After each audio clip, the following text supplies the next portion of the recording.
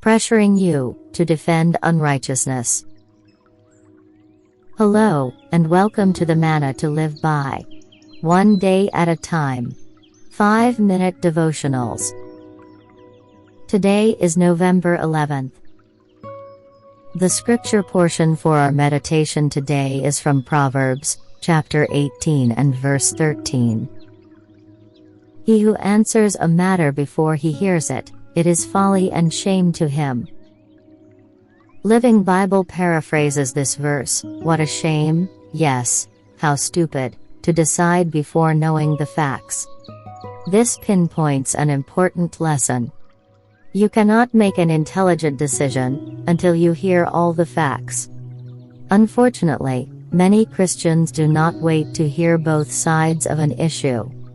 They form a judgment on the basis of one man's story, and often that judgment is totally wrong.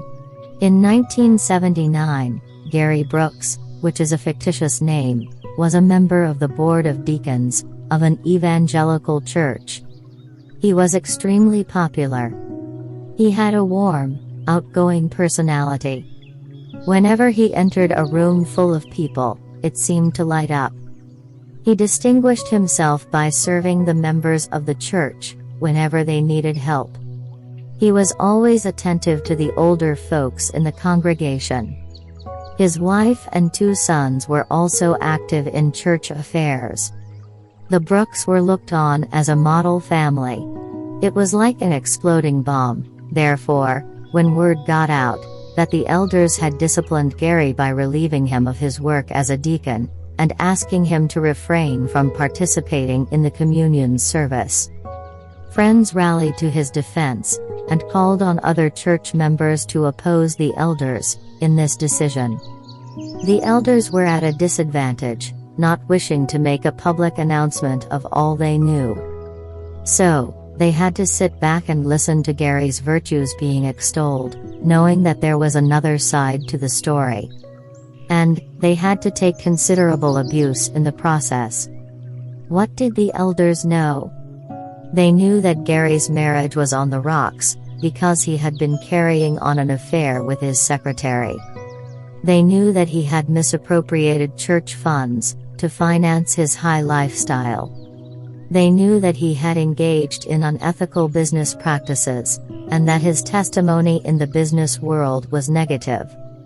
They also knew that he had lied to them when they confronted him with evidence of his wrongdoing.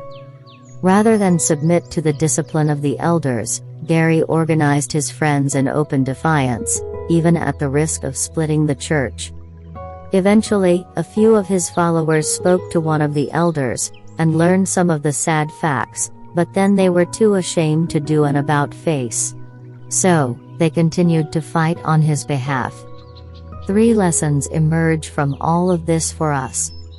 First, don't try to form a judgment until you know all the facts. Second, if you can't get all the facts, withhold your judgment. Finally, don't let the bonds of friendship pressure you into defending unrighteousness. Pressuring you to defend unrighteousness. Today's Manna, originally written by MacDonald. Adapted and developed as Manna-to-live-by, 5-minute devotionals for YouTube, by John Benjamin.